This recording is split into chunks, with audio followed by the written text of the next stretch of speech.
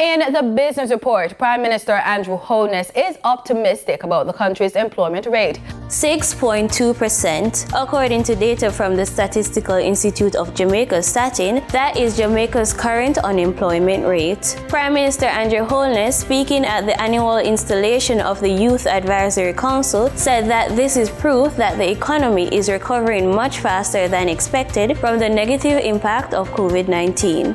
We are now at a point where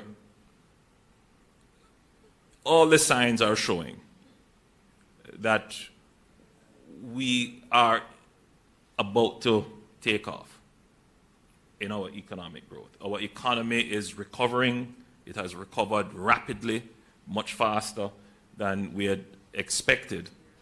And in fact, Statin just released new unemployment figures, the lowest unemployment in Jamaica's history, 6.2%.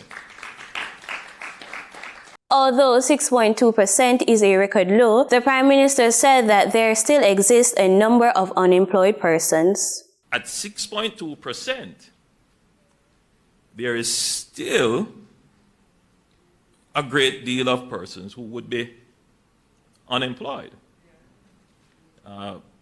Possibly between 75 and 80,000 Jamaicans would be unemployed. He also said that with the low rate, the government now has to think about what would happen if the rate continues to drop and if we can facilitate further reduction. But we can't, as the government, just sit by and say, oh, this is so great. Because you have to be considering what happens when you get to 3% unemployment. Would we have enough labor to keep the industries going? We have to be thinking about these things. And could Jamaica ever reach a point in its development where businesses want to come here, to relocate here, to do business here?